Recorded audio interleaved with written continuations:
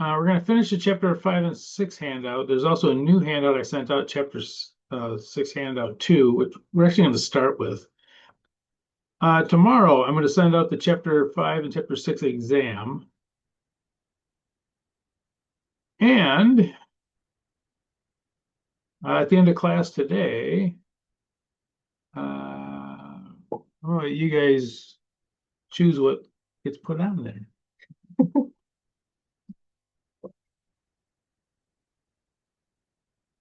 I guess it's me. It's me that looks funny. Okay. I need a haircut, and my wife cuts my hair, but she likes it longer, and it drives me nuts. I don't really care, but need a haircut? No. Need a haircut? No. All right. So today, do me a favor and open up the chapter 6 handout too, because there's some things in here that I should have gone over last time, but we'll go over this time. So it should look like this.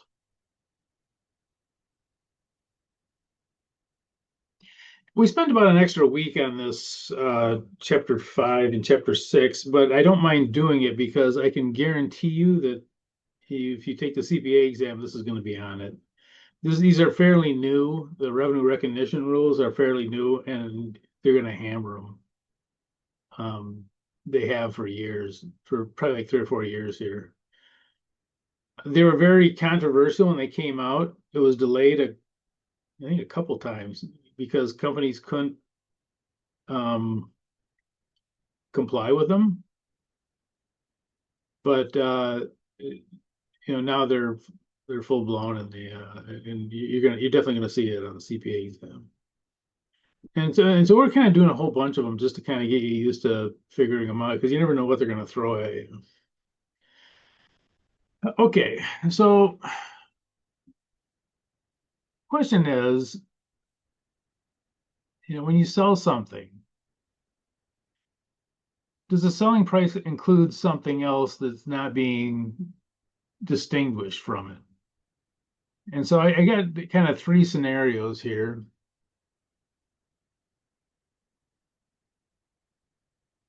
Products or services that are sold separately, products or services that are bundled, and products that are or services that are highly integrated.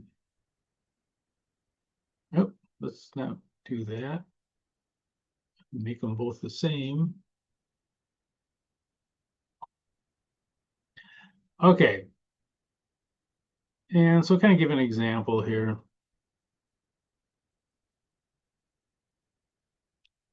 A radio-controlled drone is sold for $300. The price does not include a battery. The drone requires a universally available battery that can be easily purchased from many sellers. Okay, so while a battery is needed, the sales of the drone and the battery are completely separate. You can buy them separately.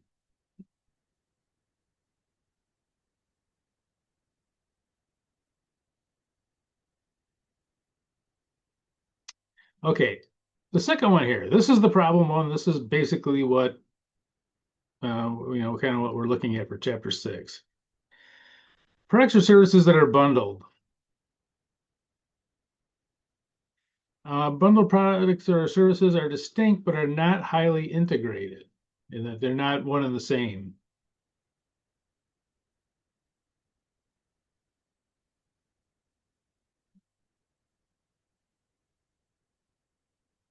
So they're distinct, but they're not so highly integrated that you can't separate them. Okay, so let's see here. And we talked about and this is what they call standalone pricing, which we'll talk about in a second. I think I talked about it a little bit last time. I can't remember. I didn't know standalone was one word, but it is.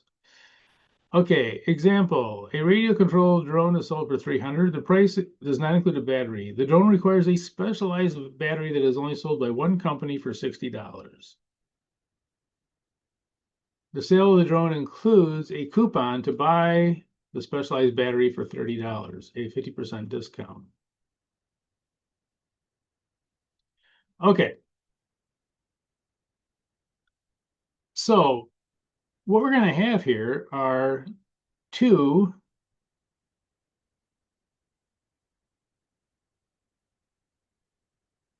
performance obligations. It's kind of a funny phrase for a performance obligation, but there's two things that are actually selling here for $300. So this $300 includes, oops, the drone and the coupon. The coupon has a value. So the question is, how much of this $300 belongs to the sale of that coupon? Right? So we have to split those up. And this is kind of the whole idea behind these performance obligations. We have to split up these two obligations. It could be two, it could be three, it could be five, but whatever. If there's more than one, and notice that these two, now it's not highly integrated. You could buy, you can buy the battery. You can buy the battery by itself. But this is something separate. This is, you can buy it at this discount. By the way, I think I have I think I have this BY here. Change that to BUY, or I don't know, laugh at me or something. But this is a buy BUY. Stupid grammar checker didn't pull it out. But anyway, actually, it's not a stupid grammar checker. It's stupid me, and then we relied upon the grammar checker. Okay, and so these two have to have standalone prices. We'll talk about that in a second.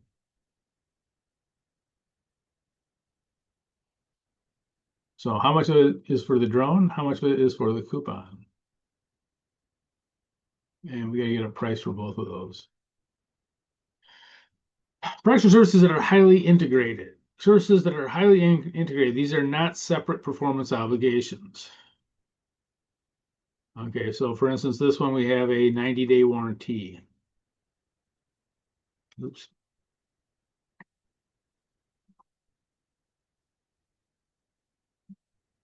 And we have down here that the drone cannot be purchased without the warranty. It comes with it. It's, you can buy extra warranties probably from somebody, but as far as the 90-day warranty, you cannot separate those two. Oops. I just destroyed my.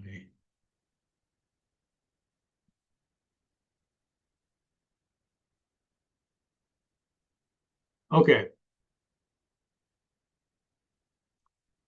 Now, this warranty is similar to a marketing cost to assure the customer the product's quality. Hey, we'll stand behind it for 90 days. If you crash it or something like that, send it back. We'll fix it or give you another one or whatever. And these are going to be included in the selling expenses. Why do you have this warranty on there? So that people will buy it.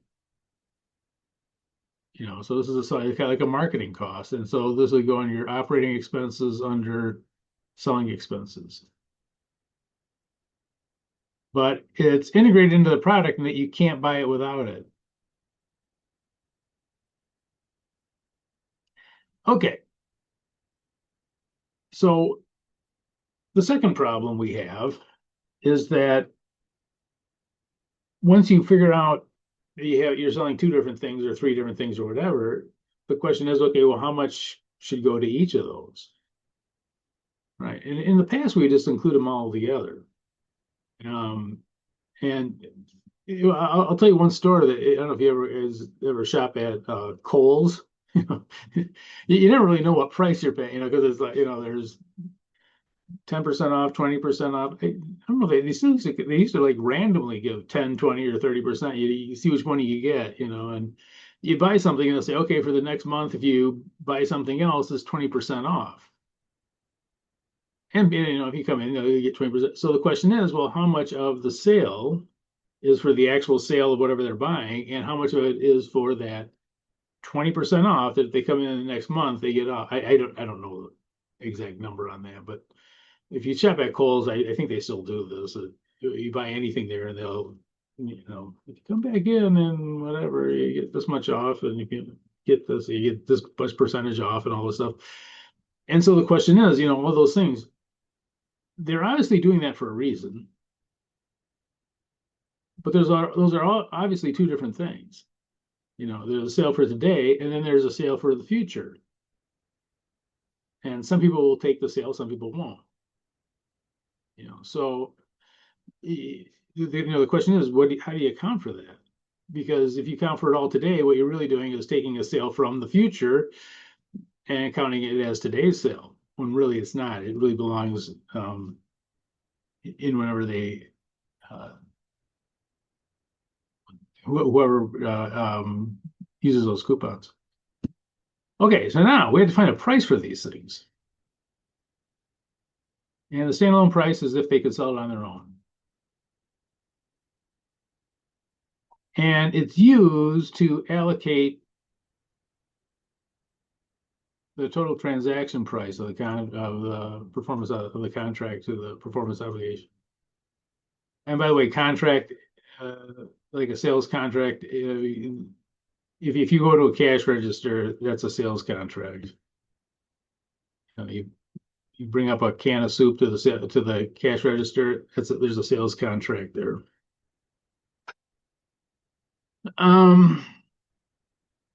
Okay, here's a problem. Suppose we don't know exactly what the standalone price is. You know, sometimes you know exactly what it is, sometimes you don't. So we have three ways of estimating it. One way, we can see what our competitors do. This is the market approach. So what do the competitors charge for this? We don't know what we charge, but what do the competitors charge for it? What are you know, we don't know because ours is probably in a bunch of different programs or something. What do our competitors do? Could be the cost plus approach. If we know what it costs, we can say, okay, our usual markup is say 30%. So we'll say the standalone price is whatever the cost is plus 30%. And down here, we'll have the residual approach. And this one is good when there is more than one item and you can figure out what the other items are based on the ones that you know. And I know that sounds kind of wonky, so I'm going to come up here and do it to this one. Okay, let's suppose, so we have this coupon. The sale of the drone includes a coupon to buy the specialized battery. So we have these two. It's for $300. So let's say that 100% of the people will use this coupon. You know, they have to have the battery. It's 50% off. Why wouldn't they? So let's say that the performance obligation for the battery is 100%, and we don't know what the standalone price of the drone is. So let's do this. Standalone, oops, standalone. Let's say that we don't know what this is.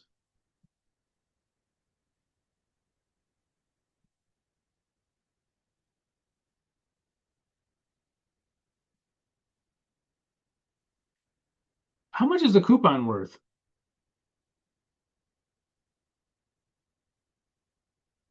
And 50, go ahead. 50% off, like $30. Yeah, exactly. It's 50%. So instead of paying 60, you're going to pay 30. So the value of the, so let's say that 100, all of the buyers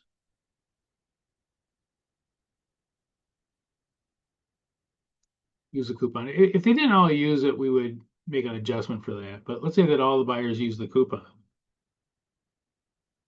The value of the coupon is $30. Tab. We save $30 if you use the coupon. So this is the standalone price. That's what it's worth. Okay, so we have the sale of a $300 drone. $30 of it is the standalone. So how much is in the drone?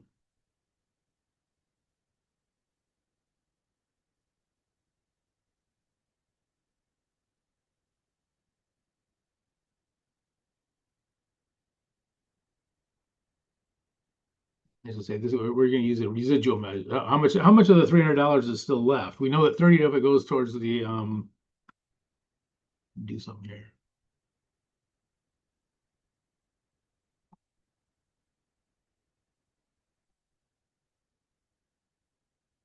So the total sale price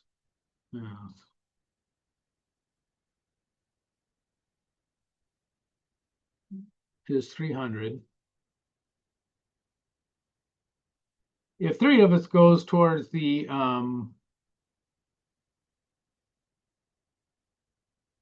coupon,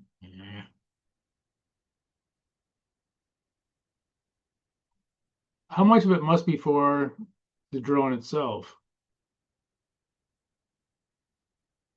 You can put it in chat if you want. Like how much is left? Would it be Yeah. 270? Yep, exactly. So the 270, this would be the residual amount.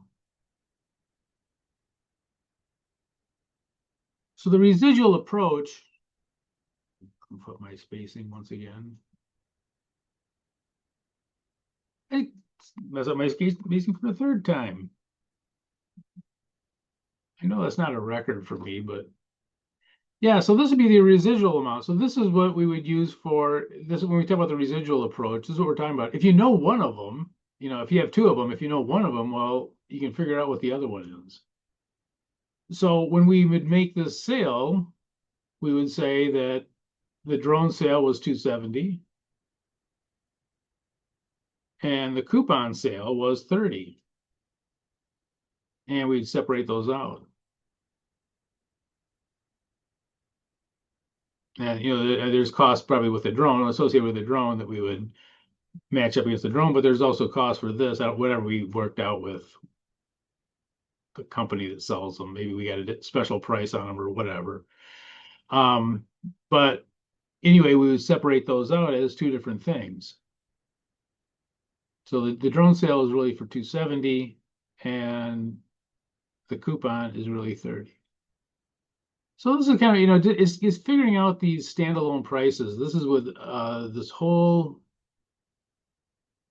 problem of doing this is figuring out these standalone prices, because then you can allocate that total cost or total sale price, I should say. And again, this is big. When they first came out with these rules, it was delayed literally, like I think at least 2 years, because companies said, look, we can't figure this out. You look at something like Kohl's, like, what are we supposed to do with this? Yeah, we give anytime you buy something, you get a discount for the next month.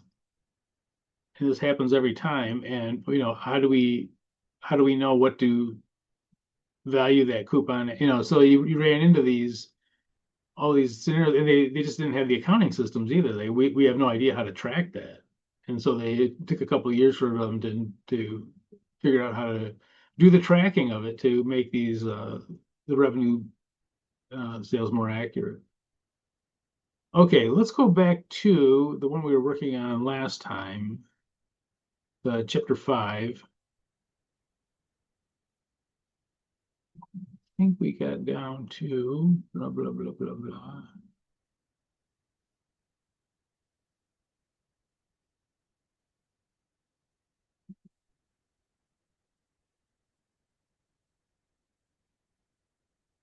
Okay, this is the one we got down to.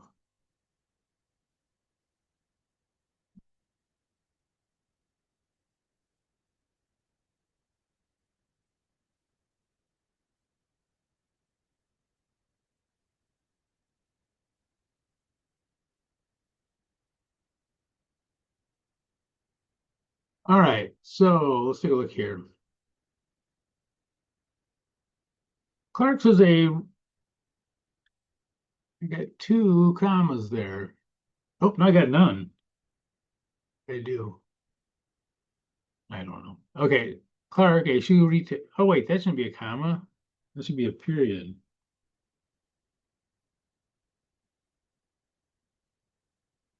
Oh, it's a period comma.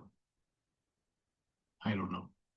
All right, a shoe retailer sells boots in different styles, and in early November, the company started selling sun boots.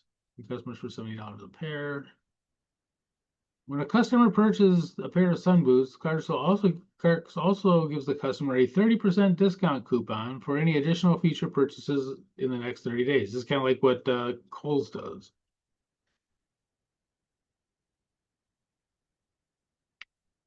Customers cannot obtain the coupon otherwise, so there is no separate market for these.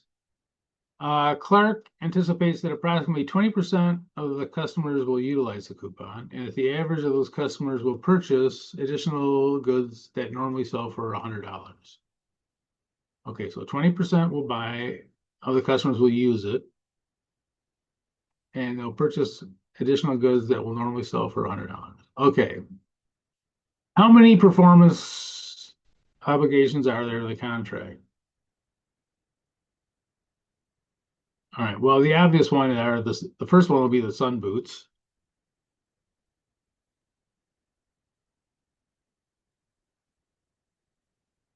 Yeah, one word.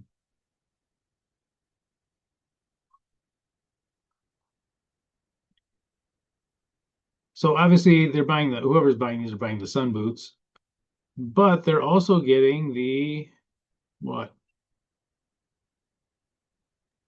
The 30% discount coupon. Yep. So 2 would be the 30% coupon.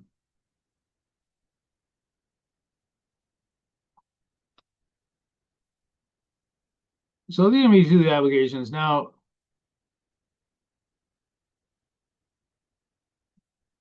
they're not highly integrated in that you don't have to use the coupon if you don't want to.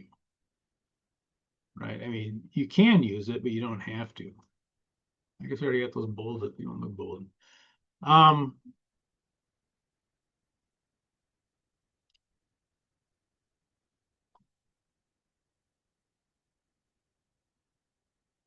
So distinction. Okay, so but they are distinct. One is the boots. One are the ones for the coupon. Okay, assume that Clark cannot estimate the standalone selling price of the boots. Prepare journal entry to record the revenue sale of 1,000 pairs of sun boots. And I just realized that this is probably not going to fit in my little journal entry thing down here. All right, well, let's take a look here. Okay, so the sun boots, we don't know what the standalone price is.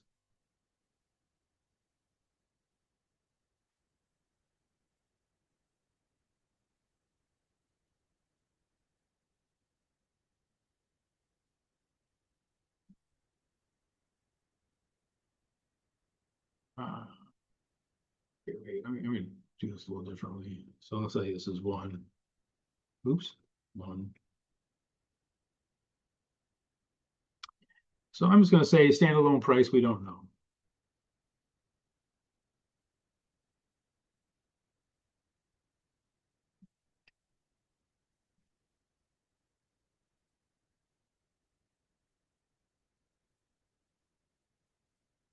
We don't know.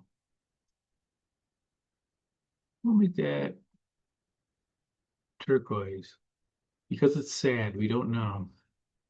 All right, let's go to number 2. The 30% coupon. Oops. Let's try it again. 30% coupon.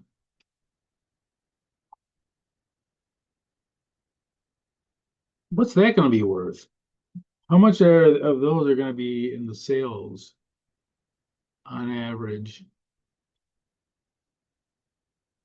So it's a 3% coupon.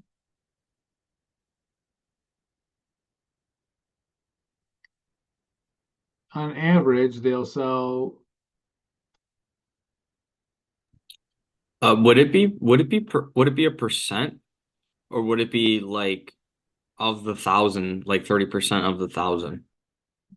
It likes to be 30% of this, of the average that they're going to use it on.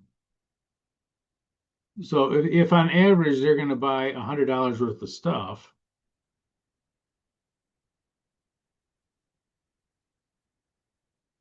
you know, they're gonna take 30% off that $100 worth of stuff. So 20% Okay. so 20% of the customers will use it on the $100. So, but there is actually going to be a second part to this, though. Yeah, would it be like because only 20% use it, so you'd have to do like 1/5 of 30, which would be the like six, well, of 30, which would be $6 or 6%. Yes, actually, yeah. I'm going to do it separately, just to, but yeah, what you said is absolutely correct. So I'm going to take $100 times the 30%. 30%.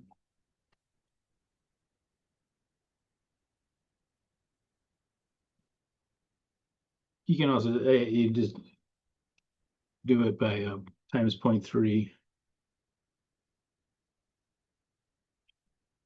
You know, same thing. Equals $30. So this is what the people who actually do use it, this is what they're going to,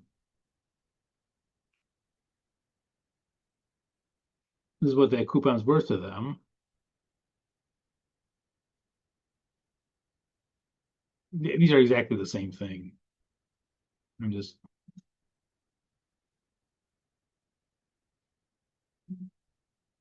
these are the same way to write the 30%. But yeah, again, yeah, that now 6% of the people are going to use this coupon. So we're going to go $30, oops, times 20%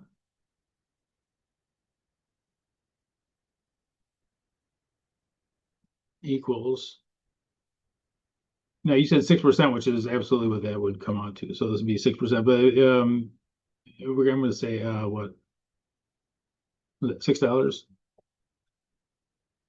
Ah,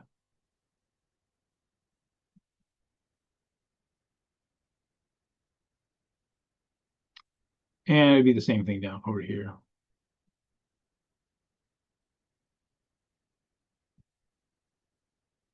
Some people like to use percent. Some people like to use decimals.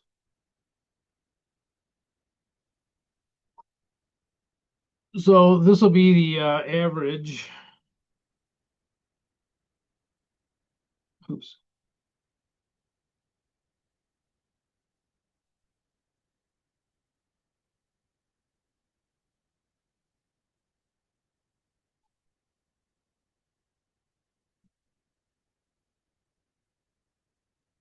This will be the average savings.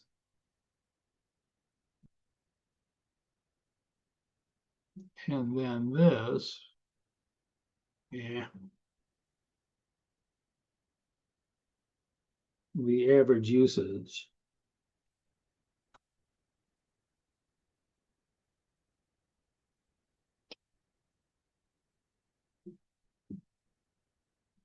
Okay, so this will be our standalone price for the coupon, the $6.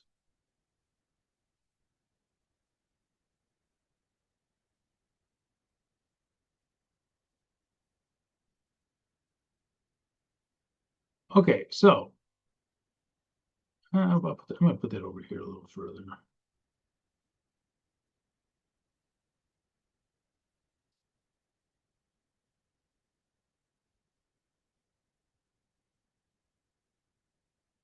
And however you calculate it, 20%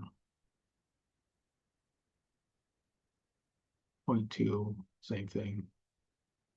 Okay, so we don't know how much the sum is. So we know that the total sales price is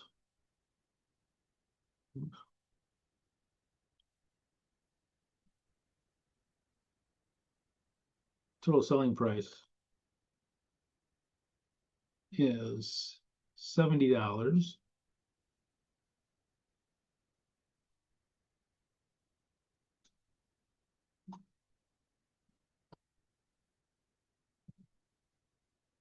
So we don't know what the standalone price is for the sun boots directly. The coupon has a value of 6. So how much is gonna go towards the sun boots? 94. Less. We're only selling them for 70. So when we sell them now, yeah, so we're selling 1,000 pairs at 70. And that's for both the coupon and the boots. So the coupons are 6. So how much is left over of the 70? This will let me use a residual amount.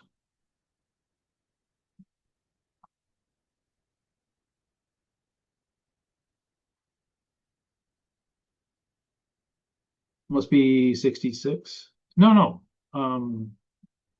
64.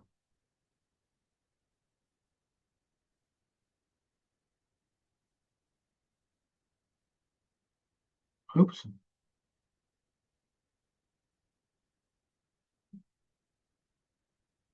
So again, we don't know the standalone price directly, but we say, okay, well, we're selling these for 70. The total sales are 70. 6 of that is for this coupon.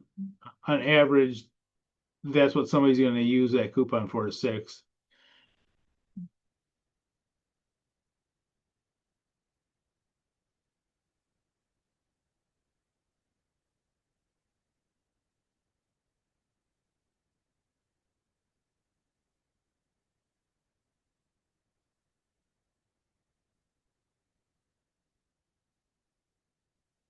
Okay. I'm going to add something here that we need for our journal entry. Let's say that the 1,000 boots were sold for cash.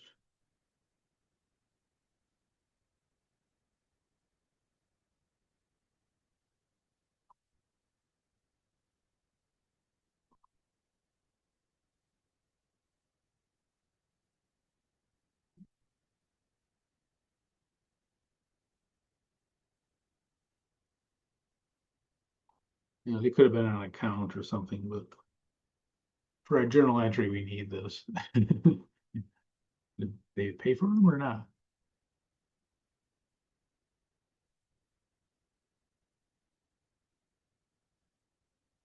Okay. They don't give us a date for the sale. That's fine, whatever it is. Okay, so let's see. So they sold 1,000 of these. You know the dollar amount.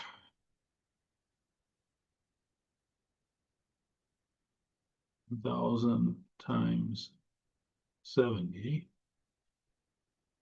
Okay, so what accounts are we going to use?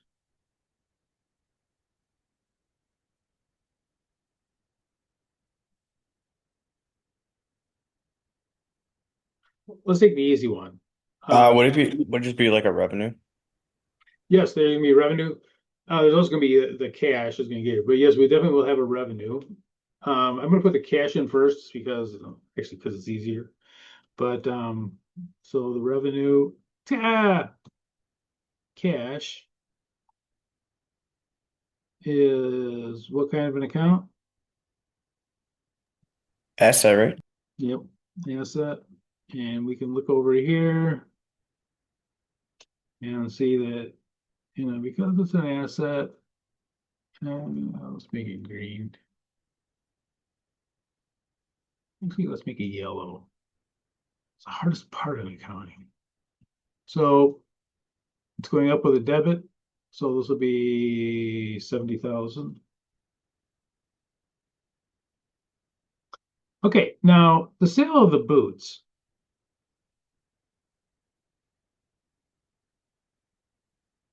Revenues are going to go up with a credit.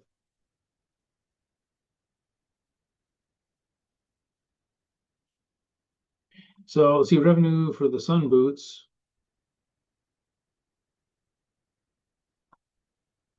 We're going to put those in at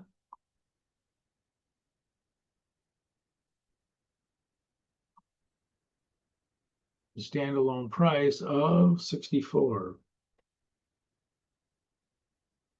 It's estimated using the residual method, but we'll put that in, so it'll be 64,000.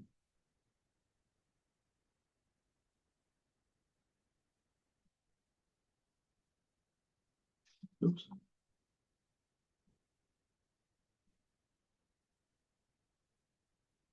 Oh, thank you.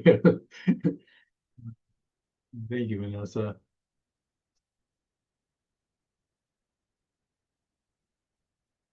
So that's me doing something stupid.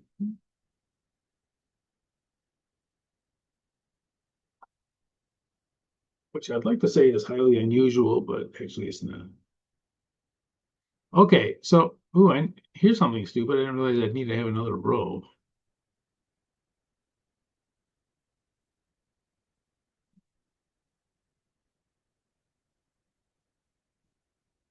Eh,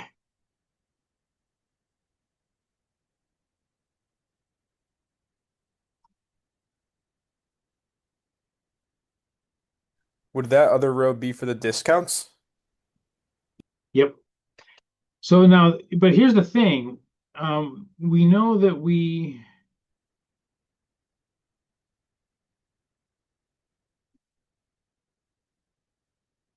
part of the $70 of cash, the 6,000, the remaining 6,000.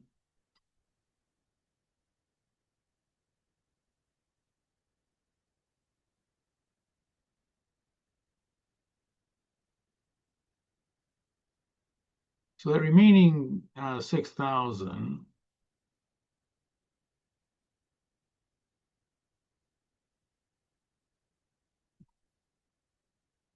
These are for the coupons. Now, those coupons haven't been used yet. At least not when we first make the sale. What I wish we had a date here, whatever the date was. I know. They're sold for cash on. Let's have a date. Any date. Could be anything. Your dog's birthday, August 10th. August 10th. So let's say these sales were made on August 10th. So we'll go down here. We'll say 8/10 made the sale. Now on that date, those people haven't used those coupons yet, but we have the 6,000 of their cash in the 70,000. We've recognized the revenue for the 64, the sale of boots. This is actually going to be a liability because that's not going to be earned until they actually use those coupons. So this will be deferred revenue. These used to be called unearned revenue.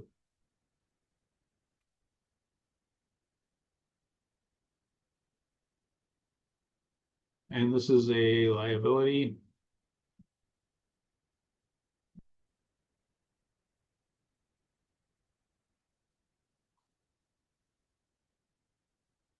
And it's going up.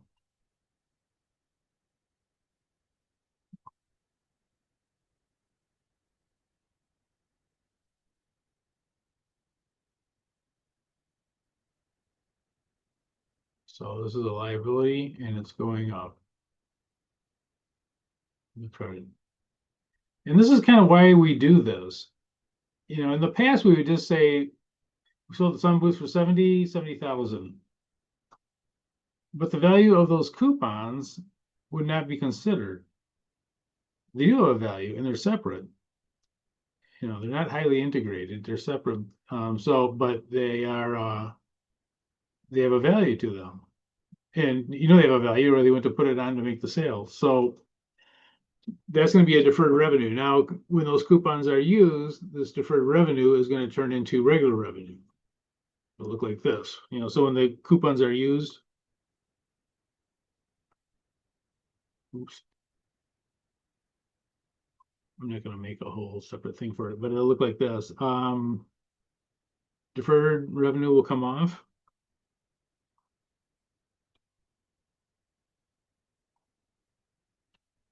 So this will be a liability going down for 6,000. And this will just turn into regular revenue, whatever they're selling.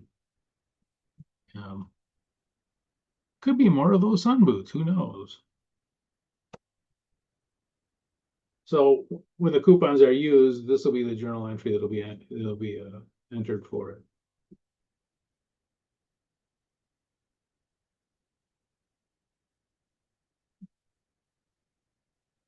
You know, at some future date.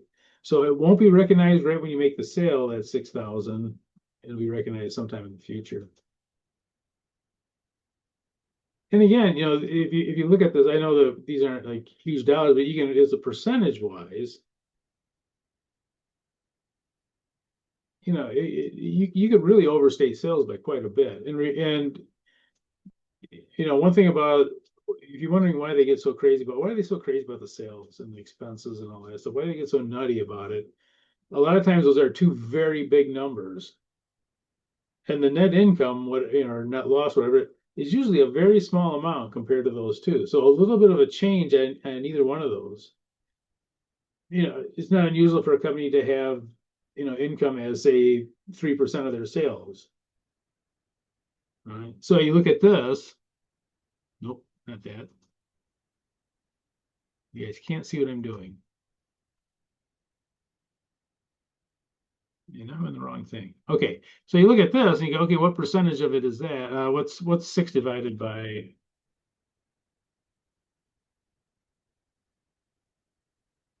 $6 divided by 70 is what? 6. 8.5%, maybe a little bit more than that.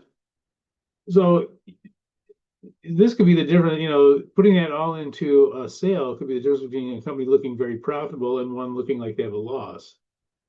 You know, if their net income is say 3% of their total sales and they're overstating their revenues by 8.5%, they can make a huge difference. Okay. Any question on that one? All right, E86.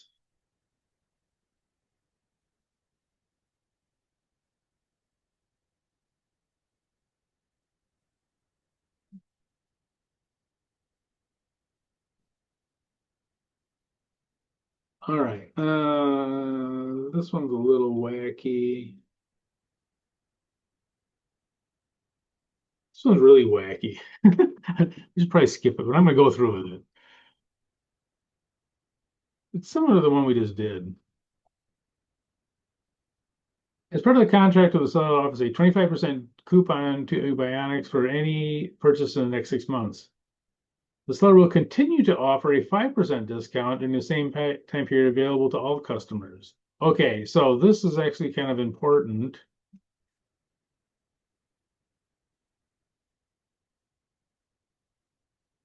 So there's a 25% coupon that they're giving, but they're also going to be giving to everybody a 5% coupon. And my guess is that these can't be taken together. It's one or the other. They can't be daisy chained. So this would probably be 25% for whoever buys keyboards. And if you don't buy keyboards, then you use a 5% coupon. So what's the actual percentage of these coupons? What are they actually worth as a percentage?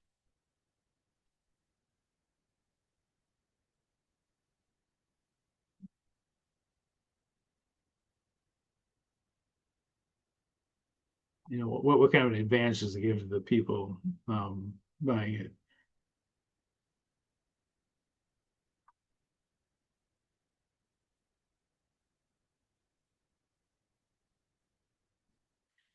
Uh, 25% minus the 5% given to everybody, apparently during the same period.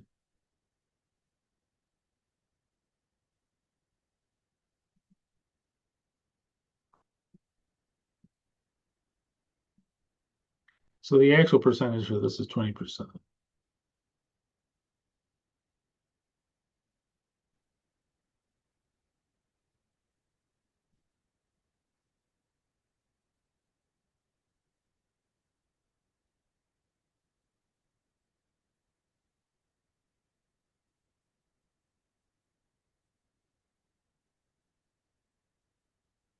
50% probability that people will use it.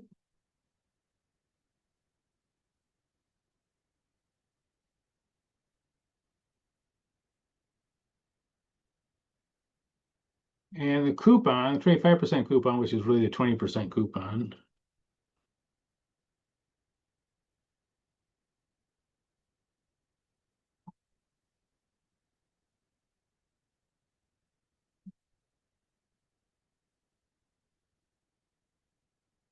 Will be applied to $20,000 of purchases. Oh, standalone price of the keyboard is 1960. Okay, so we can actually we'll have both of the standalone prices for these.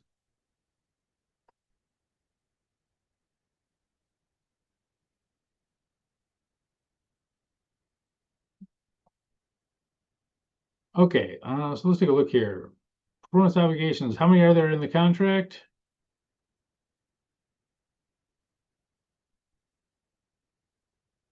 Kind of same as before. Well, not sun boots, but the what is this thing? Comfort Office keyboard. I'm just going to call it the keyboard. How about that? Oops.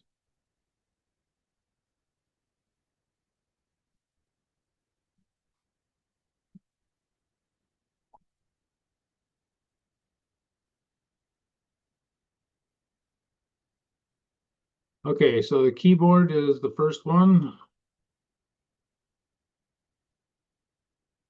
And the second one is coupon.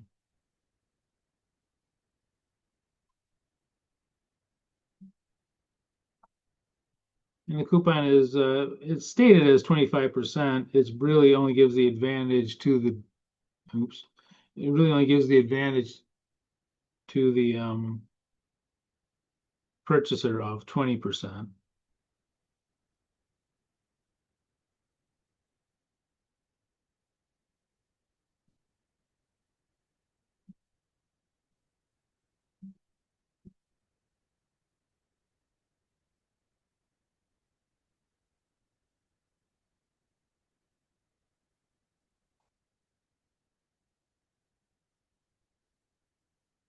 Here the journal entry would make on May 1st. What did it have on May 1st?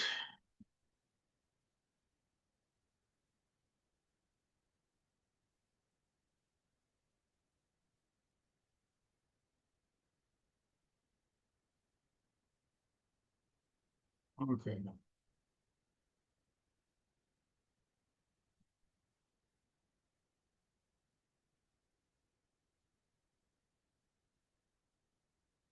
All right. Let's take a look here.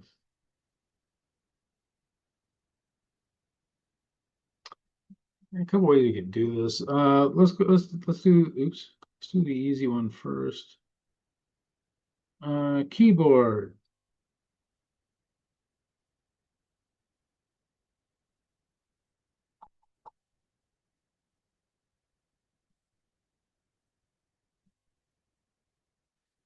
That has a standalone price of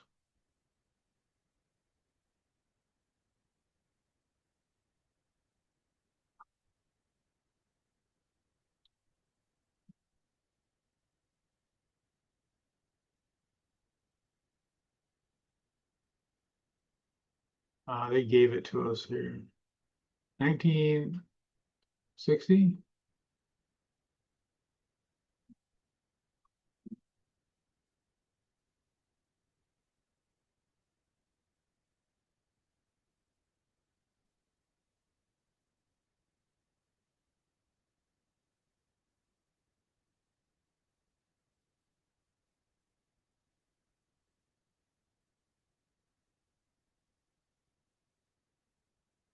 Oh, they're doing this in total.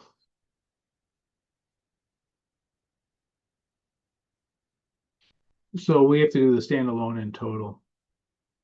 Okay, that's fine.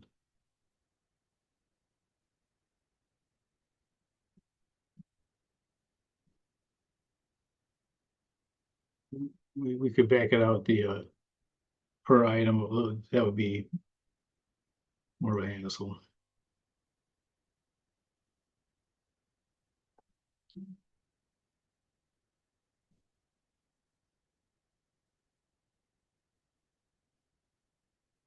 Okay. So standalone price, they're gonna sell.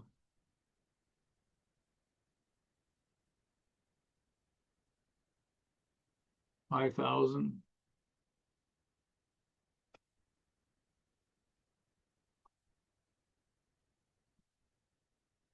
By the way, this is similar to something you see on a CPA exam. They would have, you don't know how they're going to give you the information. Yeah, no, not that.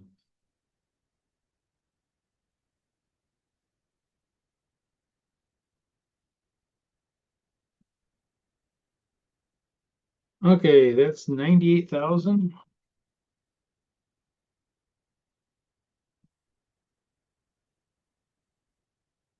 Coming down here,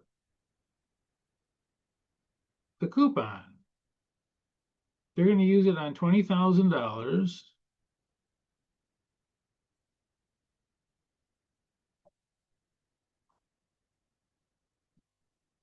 Times, and again, the coupon is really only worth 20% to them. Now they're going to take 25%, but everybody gets 5%. So their advantage is really only 20%.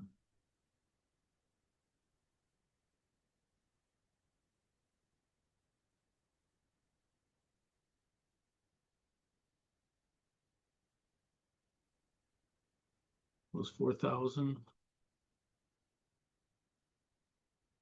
that right? I think it's right. Now, they're only going to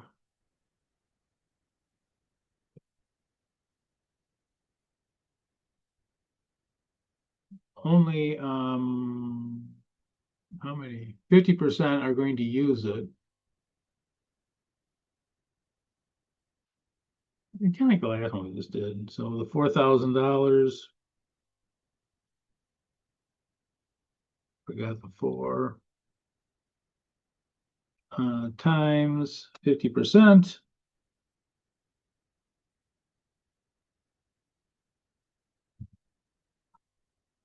Need more room.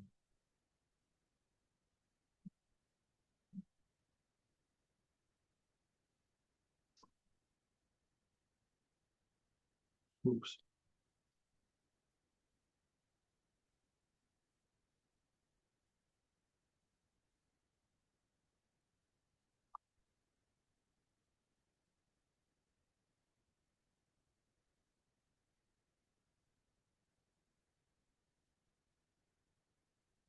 Okay, so this is gonna be 5,000 or 4,000. And at half the people are gonna take those, so the total amount will be 2,000.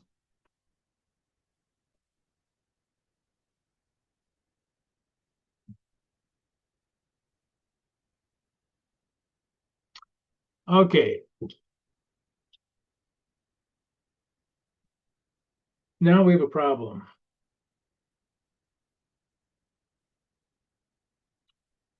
The problem is that they gave us 95,000 on May 1st. Cash payment.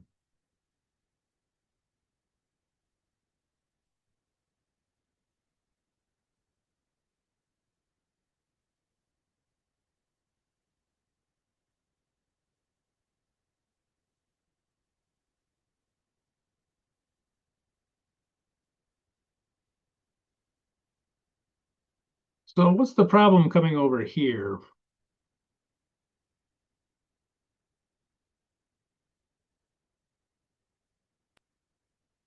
Did we lose 1,000 or like where's the other 1,000?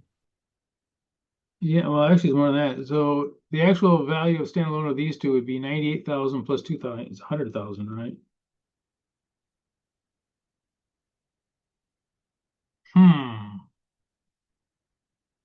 So we got to put in revenues for the keyboard, and we need to put in revenues for the coupon. But if we put 98,000 and 2,000, it's not going to balance. So the question is, we have to do a percentage of these. All right, so And we're going to get the total standalone divided by the total. I'm gonna do it down here. Got plenty of room. Okay, so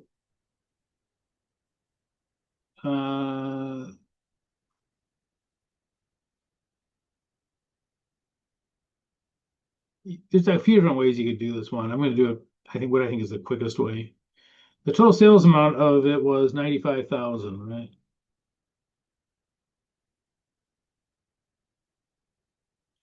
We're going to divide that by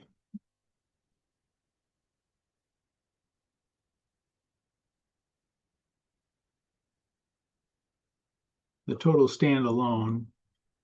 Oops.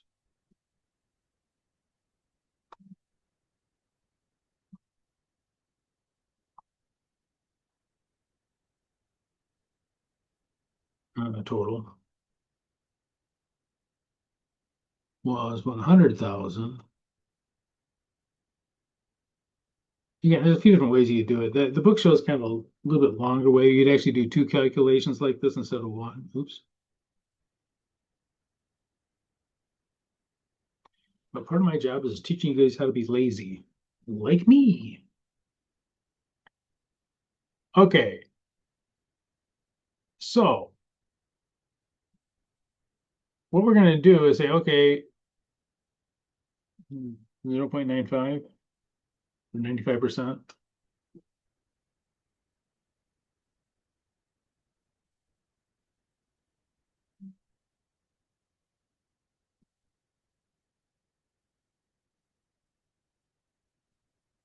So we're going to take these standalone totals and multiply them by 90.95 or 95%. All right, let's see how this works out. So we're going to have a deferred revenue.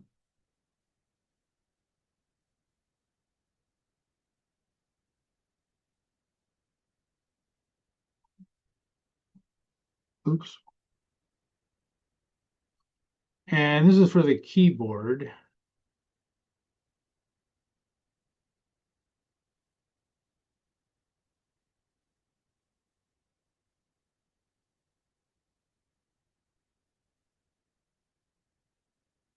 Eh.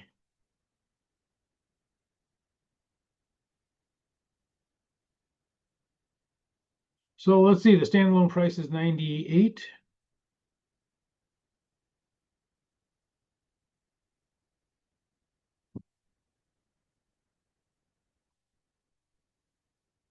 Times point,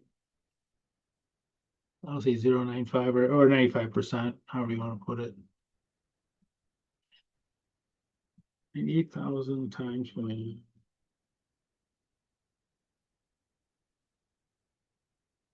93, 100.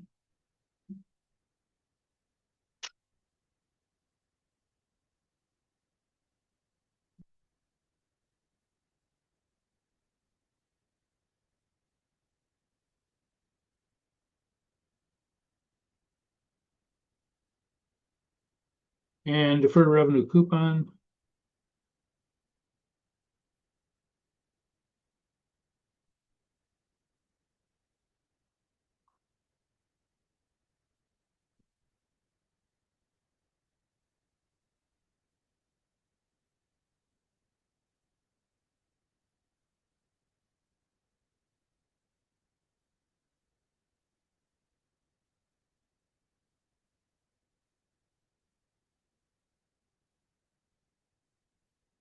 I did something wrong here.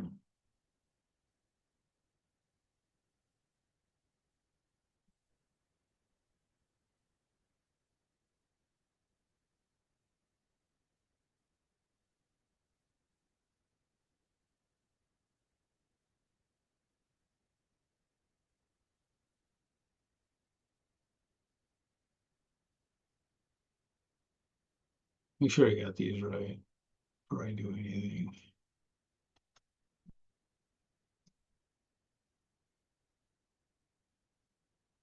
So that's the keyboard. This is the coupon.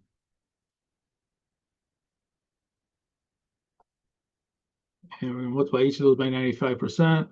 There are other ways to do this, but this is probably the quickest way.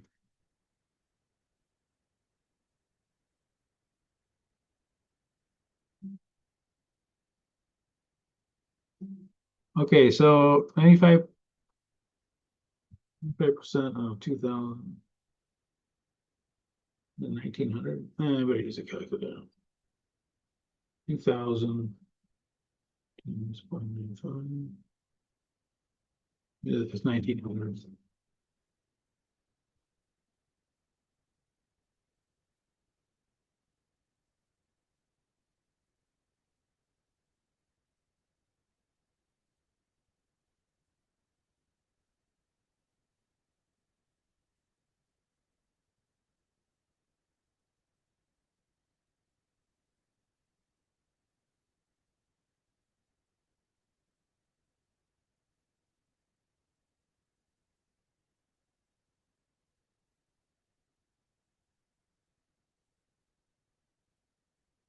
With a wiggling around there, but okay, so this is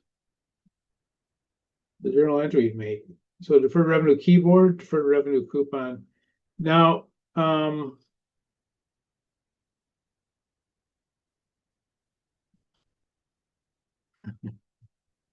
I'm gonna leave it. So this is on May 1st. Now, when we actually deliver, we actually deliver on June 1st.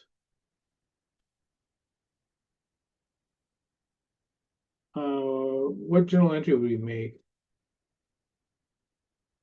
This is the last one. Okay. Oh, let's take a break. I'm sorry. Let's say be back. It's probably already gone. Enough of this. Be back at wait 3:02. So let's say 3:12.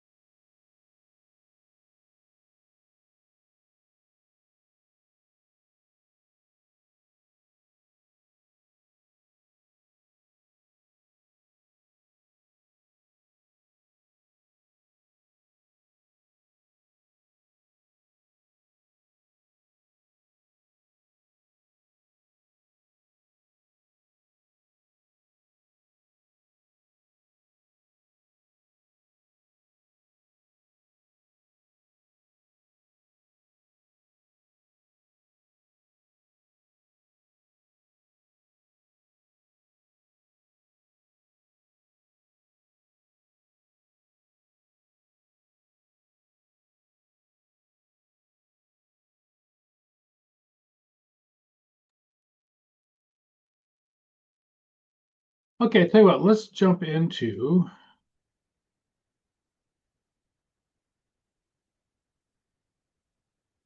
Let's jump into this one, problem 2.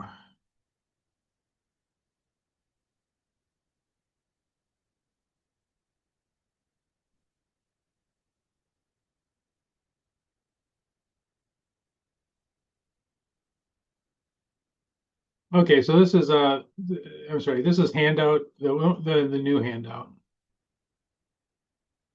Looks funny. Okay. Blah blah blah.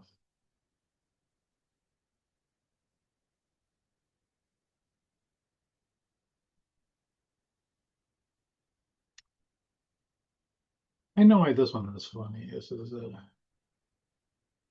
This actually pretty straightforward with one little hiccup in it.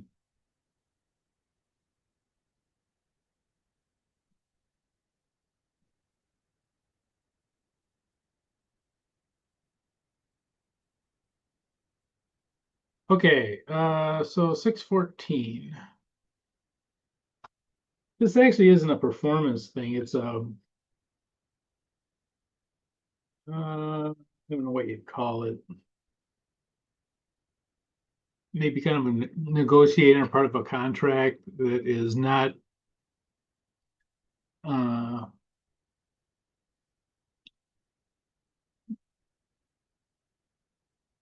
is not necessarily in the full thing. Okay, so let's take a look. It starts out pretty straightforward. Imitation for garments. They made a sale to Willette's department store. In terms required, they pay 150,000 to future on June 30th. Let's mark that. Okay, so June 1st, we make the sale. You're going to pay 150,000 on June 30th. Collectability is highly probable. So it's highly probable we're going to get paid. Maybe you have past experiences or whatever. 3% of all sales approved uncollectible. That probably does not apply to this one. It's probably for other customers because this one is highly probable. And this is a monkey in the round. Let's do the first one, the June 1st entry. June 1st entry, make a sale. Now, we haven't got the cash yet. The cash will be coming on June 30th. So for the initial sale of 150,000, what accounts are we going to use?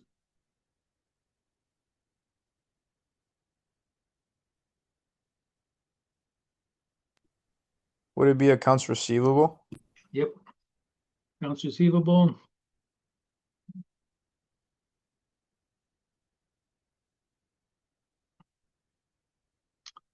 And that's an asset going up.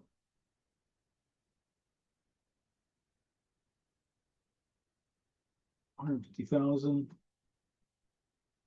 Let's see if I can highlight the right one here.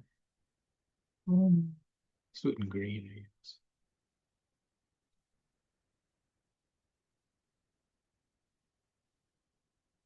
All right, and what's going to go on the other side?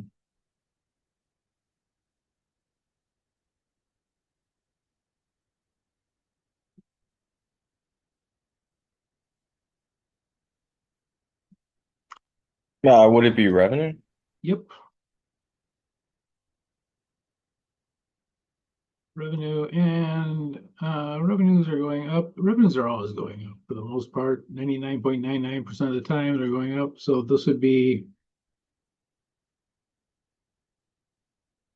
this journal entry.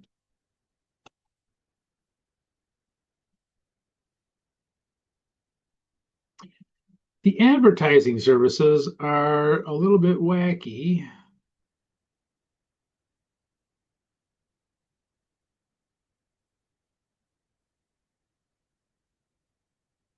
In a separate transaction on June 15th, I guess that's for Tastic, right? For Tastic purchased brand advertising services from Willett for $12,000. It could be something like they stick it into a, their weekly whatever advertisements or whatever it is. For 12,000. The fair value of those advertised services was 5,000. Okay, what is the problem with that?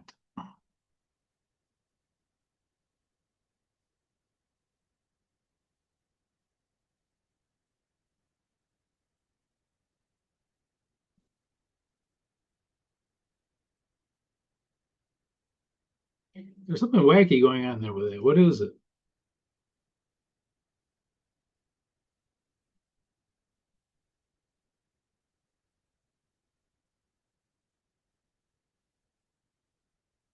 I'm going to add something here. I'm going to say this is for cash. It doesn't say, but you need to know that for the journal entry.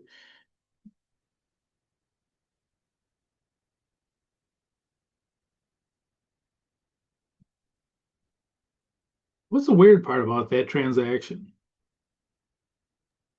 I mean, they don't even out. There's a $7,000 difference.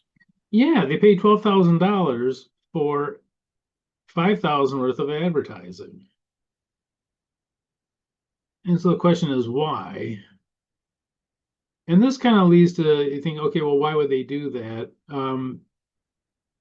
And what they would come up with for something like this is that it probably is a reduction of the sales price. And that they're probably doing it for some reason other than for the advertising services. Maybe giving a whatever to the contract. So the fact that these are mismatched is a problem, and it could be someone trying to manipulate the uh,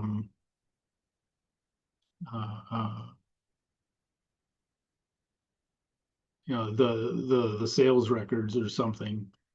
So what they're going to do is we're going to say, okay, the advertising services are 5,000, so that's going to be expense.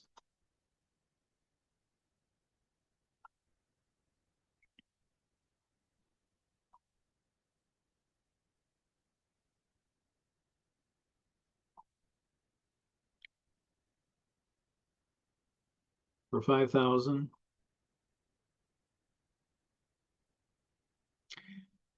I assume this was for cash. Cash is an asset going down.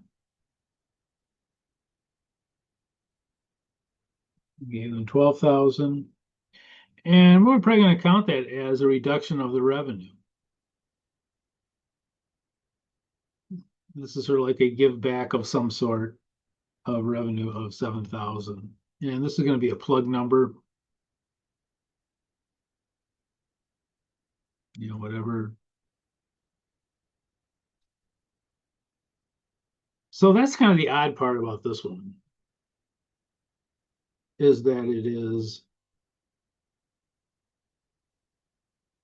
a reduction of the revenue on what appears to be at first, anyway, a separate transaction. Although it's very curious, and one of the things that we always try to look at is, do we have room here to make a comment on substance over form? I think I talked about this before. The form of it is that it is a separate contract or a separate transaction, but it sure does look like it is somehow related to this, the timing of it, and maybe there was some problem with the merchandise or whatever it was. But anyway, these certainly do seem like they're related. So even though technically, yeah, they're separate transactions, we look at the substance over the form. The substance of it looks like very much like it is some kind of a give back of 7,000.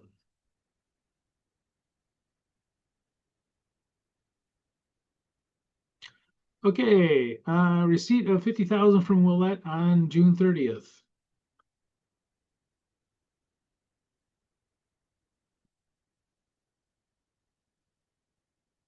What would we do with that? I'm going to put in here cash.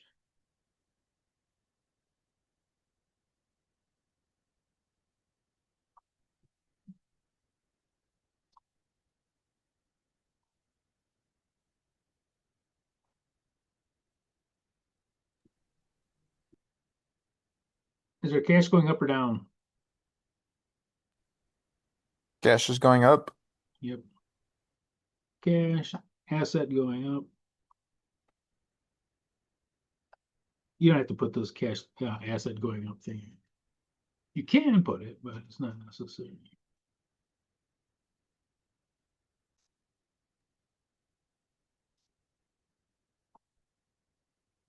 And on the other side, we'll have, well, they no longer owe us this. So we'll reduce our accounts receivable because they no longer owe it to us.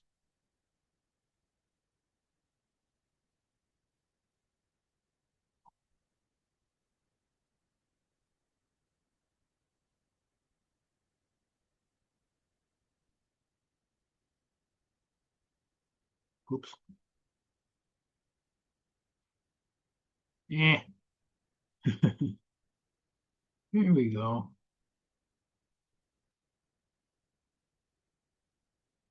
Oh, I didn't put the dollar amounts in. 150,000.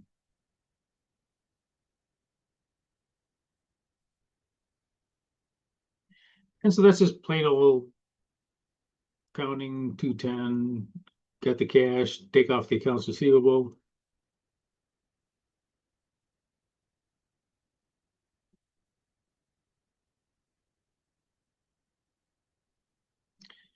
Okay, how would Fantastic's recording of the sale on June 1st would change if the collectability of the sale was not probable? This brings up the question, why would they even do it? And if it's not probable that they'll be collecting it,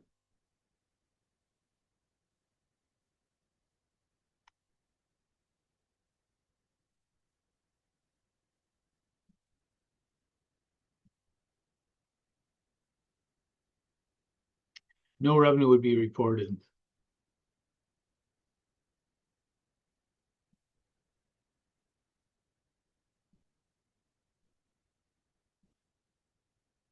This would be a most likely be a fictitious sale that would be used to simply increase the sales amount. But if it looks like they're not going to be able to collect it, it would not be considered a revenue. Oh, this one would be, they're both assets. So if it is a sale that is not likely to be collected and no revenue would be reported for it, the expected revenue would be 0.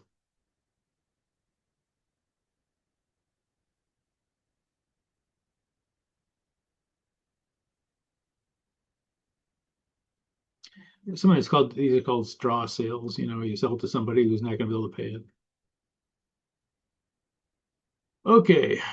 Ooh, this one. Yeah.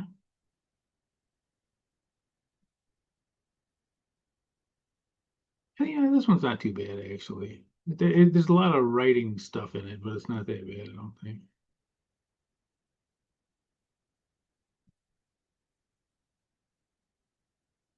'17, monitor muffler. Sells franchise arrangements through the United States and Canada. Oh, I'll tell you something weird. That's not weird, but fun fact. Do you know that Canada supplies mufflers to every place in the world? It's like the largest exhaust system manufacturer in the world by far. Well, at least in recent years, but is Canada. I have no idea why. It's just one of those strange niche markets, but almost all of like U.S. manufacturing stuff, their exhaust systems come from Canada. And that's all I really want you guys to know for this part. No, so they receive $600,000 in exchange for satisfying the following separate performance obligations. Okay, so this is for a franchise monitor muffler. They pay $600,000. They get a 5-year right to operate. I guess there's some kind of renewal with that, but the initial payment is for the 5 years. They will get training and certification of their people to show them how to use the equipment and all that kind of stuff. And they'll also get a building and the equipment to go with it. So they'll actually make them the building, they'll set them up with the equipment and, train them on it, obviously, and that's what they get for their $600,000. Okay. Standalone price of the initial training and certification is that. And 450 for the equipment.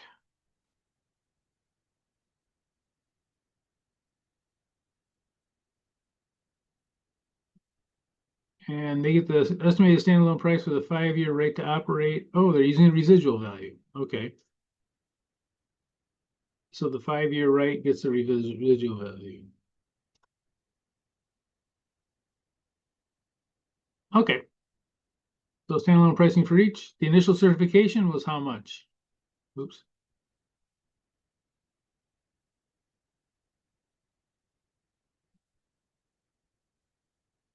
$15,000. Yep. So 15,000 for that. The building and the equipment was.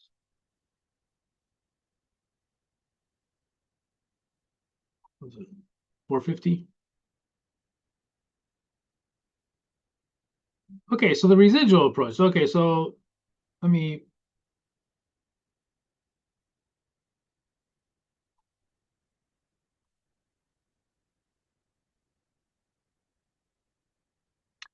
So the total sales price was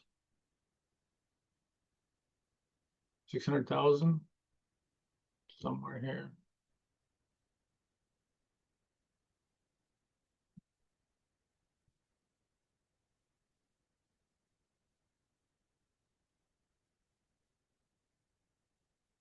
All right, so how much would be, what would be the residual of that? What's left over of the 600,000? It's a question I don't know the answer to.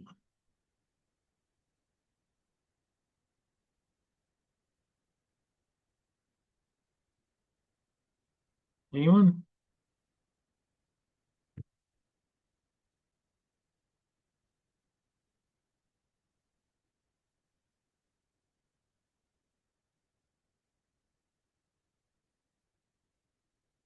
For the 600,000, how much is still left? Oh,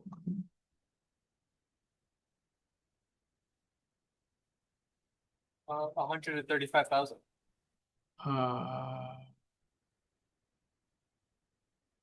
Yep, yeah, 100, wait, let me see. Yeah, 135,000. And so this is the residual amount.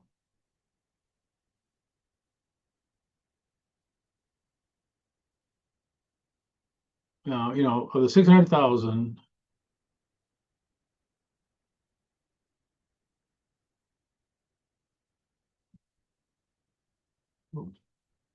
of the 600,000, these two were known.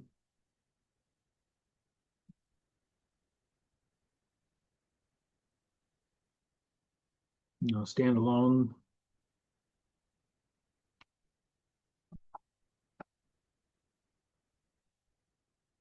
Hey, it rhymes. Standalone known.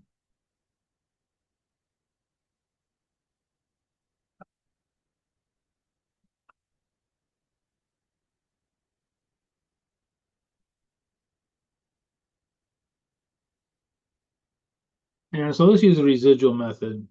Okay, if you know all the other amounts, if you know these two,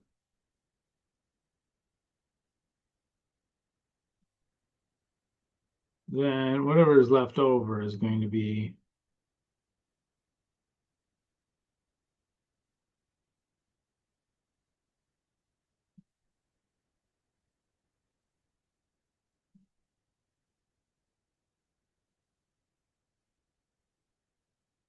what journal entry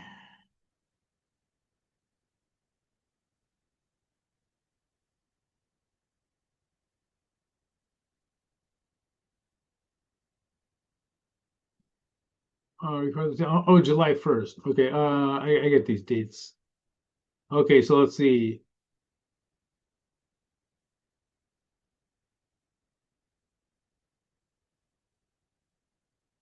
Might receive $600,000, I'll say cash on July 1st.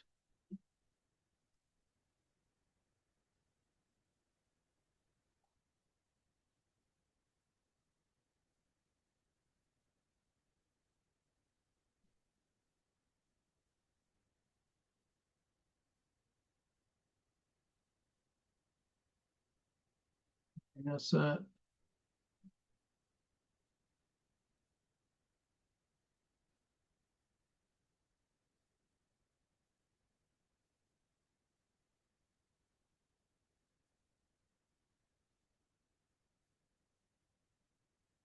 okay, now as of that date, nothing has happened, right? Let me read this again. They'll get it all up and everyone trained and all that by September 1st. Okay. So nothing's happened on the, so we're gonna have a bunch of deferred revenue.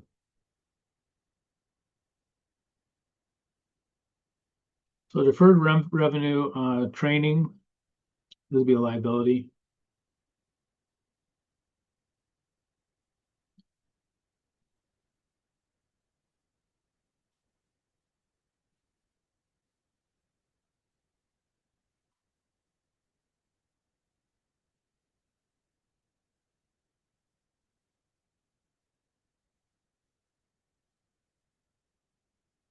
Yeah, and if we don't do this stuff, we obviously gotta give them their money back. Deferred revenue.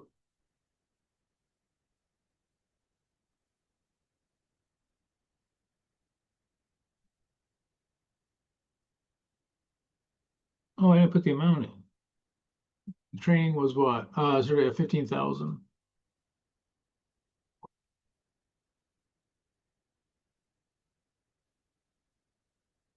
Deferred revenue, building equipment.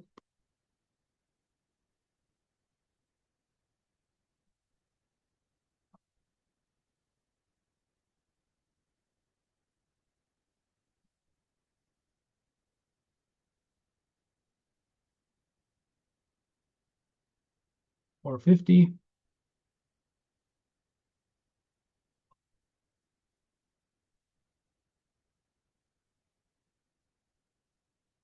And deferred revenue for the 5-year, right?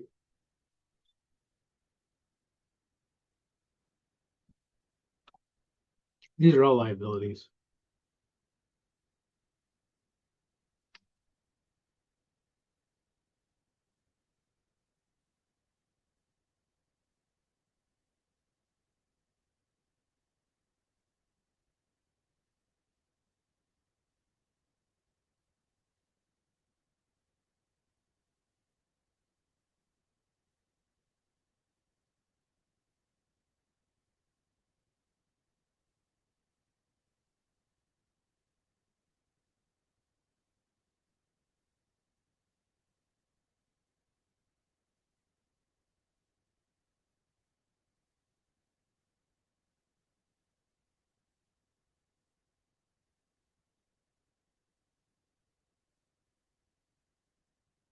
Okay.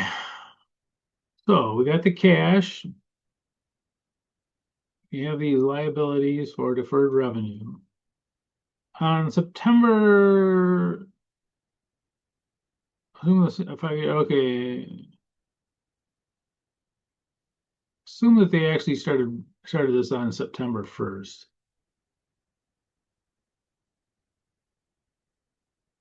Okay, so let's say that on September 1st, we actually did everything. All right, we got to take off these deferred revenues for training. Those will already have been done.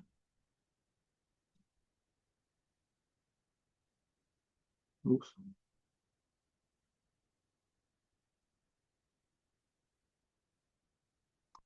Deferred revenue building and equipment, that will be completed. We did our part on that. Those have been done in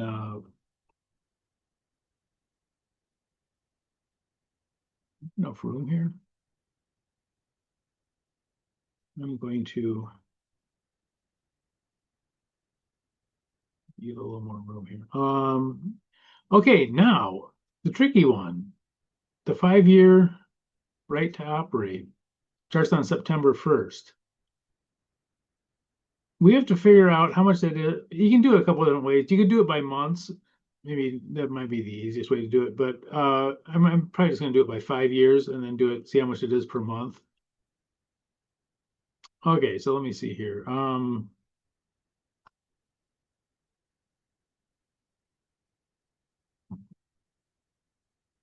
figure out how much it is per month. Which way do you guys want to do it? You want to do it, go jump right to 5 years is 60 months? That's probably the quickest way to do it.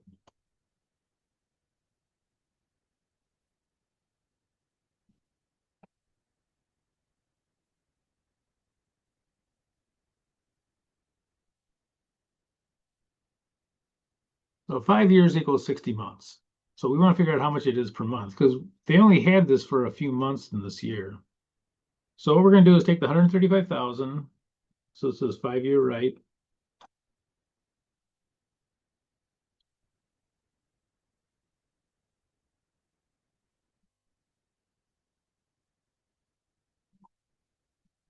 And we're going to divide it by 60 months, and that'll give us how much it is per month.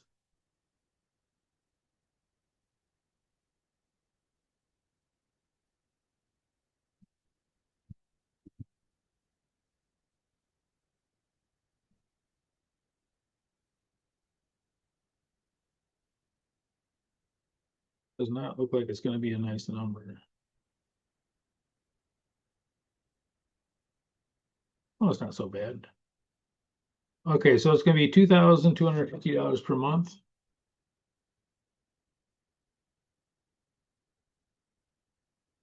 Oops.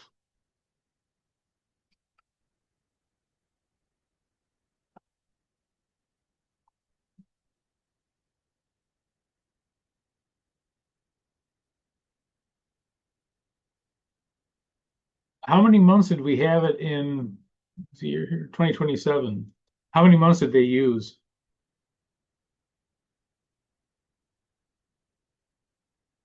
It's been 4 months so far.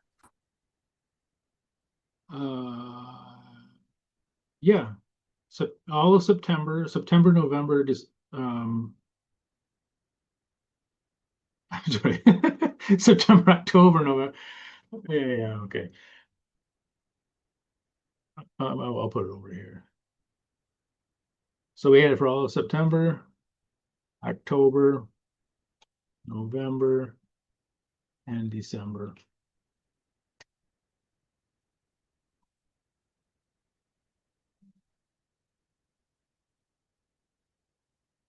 Okay, so coming down here, the deferred revenue for the 5-year right.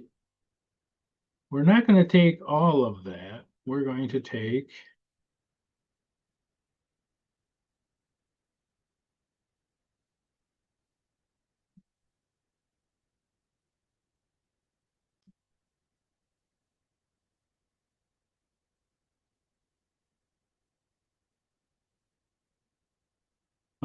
let's see.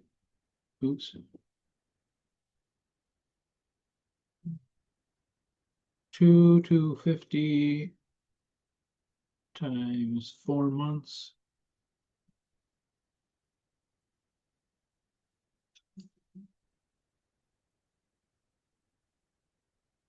9,000.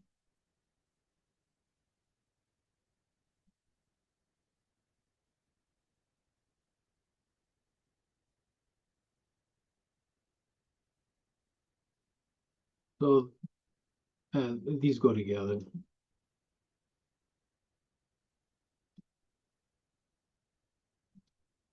So all those together would come out to some number.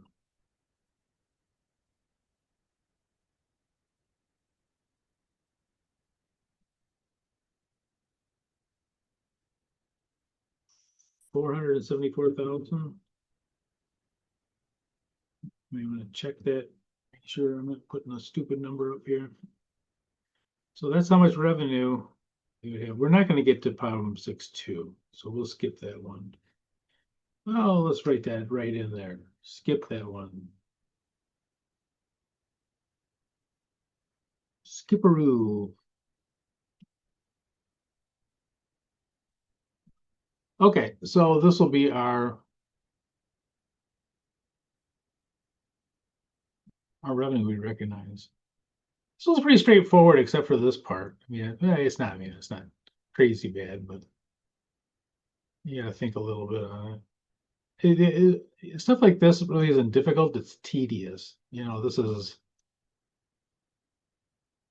Yeah, it's not rocket science, but at the same time, it's like, the date is this, and we got on this date. We got how many months was it? Blah blah blah. You know, total blah blah blah. Same thing with like depreciation and stuff like that. It's not terribly difficult, but it's tedious. And so this would have been getting rid of those liabilities and recognizing revenue.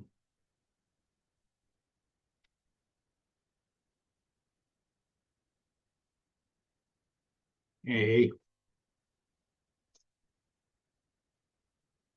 Any questions?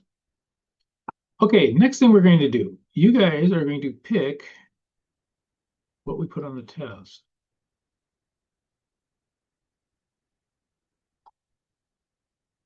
I'm going to start a poll.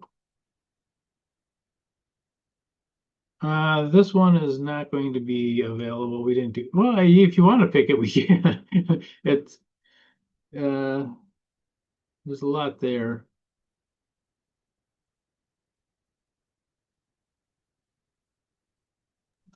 That's the one we didn't get to, right? Yeah, you can pick it, but I would probably encourage you not to. Just, well, it's up to you. If you like a challenge, it's a good one. If you, and I can always post what the solution is on it. If you guys do pick it, I'll post the solution on it. So let me start the poll. I think I gotta stop this to do the poll. Yeah.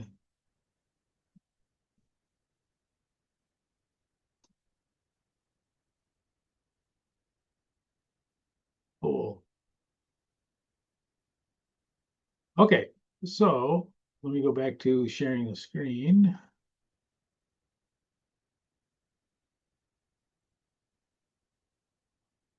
So you can vote. Now, the only thing that I'm going to be a jerk on and insist upon, we have to have one on the time value of money stuff. That is, I can almost guarantee something like that will be on the CPA exam. Reason being is that, look at all these things that say no interest for 30 days, no interest, for 4 months, 4 interest-free payments, blah, blah, blah. And the question is, how do you account for those things? So one from those, and then 3 from these, 3 from up through 9. We didn't get to 10. Well, yeah, I'll put 10 on there if you want to do it. I'll. There's a lot to that one though. But anyway, yeah, so you're gonna pick 1 from the first 3 and then 3 from the next ones here.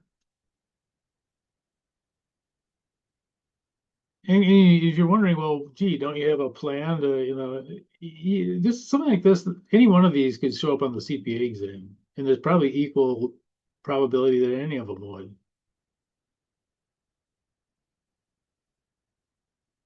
So yeah, I mean, pick whichever one, and whatever ones you think you'd want to have whichever ones make the most sense, I guess, would probably be the best way to put it. Professor, how do you my answer sheet says question 1, A, B, C, D, E. You're just gonna put A or B. I'm sorry, these are the answers. So if you don't want let's say you want number 2, you'd say, okay, the first one you'd say no, second one yes, third one no. All right, thank you. Yeah.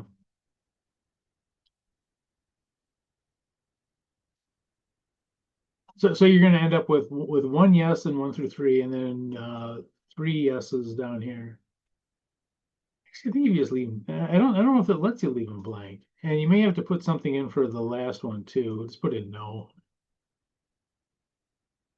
You don't want that one. If you want that one, put in yes.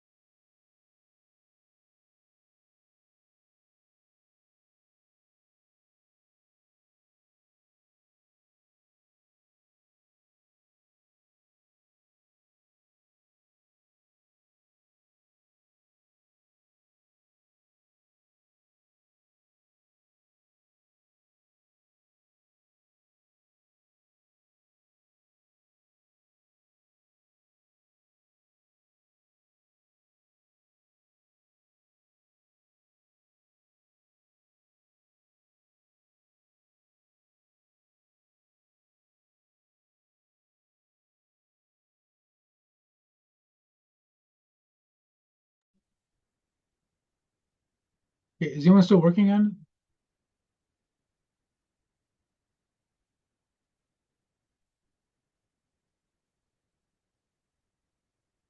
I think we got everybody now. Very good. And all of you that participated, I will give you extra credit. Okay, so let's see, end the poll. And let's share the results. Okay, so let's see who got the most votes for 1, 2, and 3.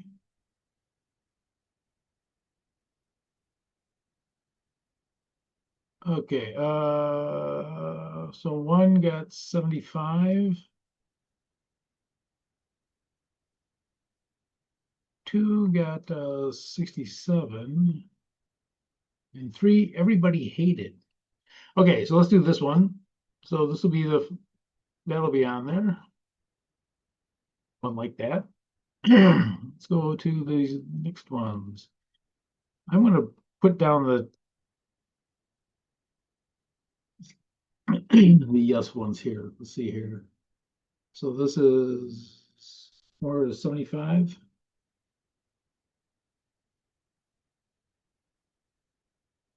Percent. 5 is 83%. Oops.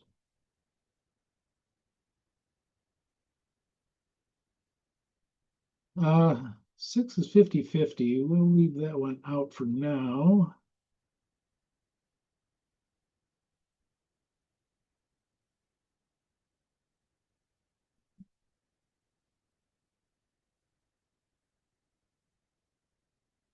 Okay, number 7, that's 50%. It's like 8 is no.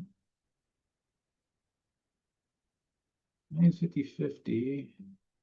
Question 10 is definitely no. Okay, so how many do we have so far? So we have 1, 2.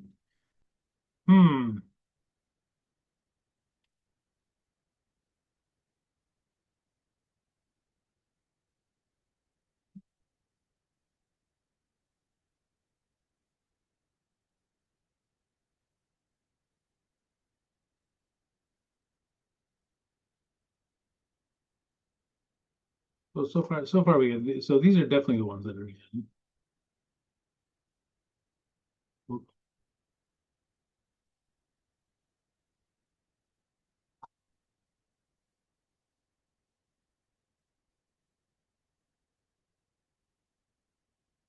Six is 50-50.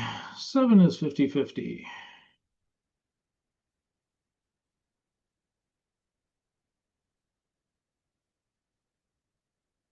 Eight is definitely no.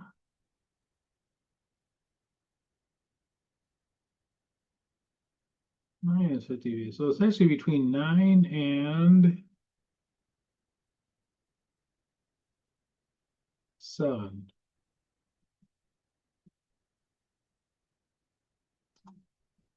Let me look at those two.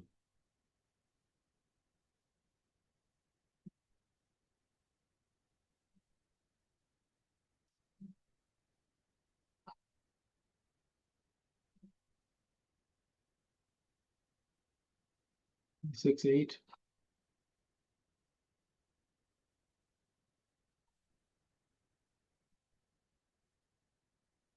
Oh, wrong thing.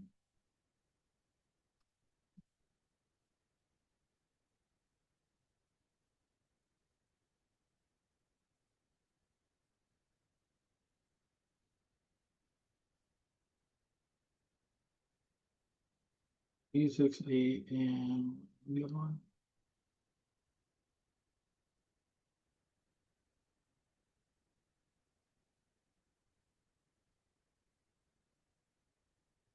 E6, 6.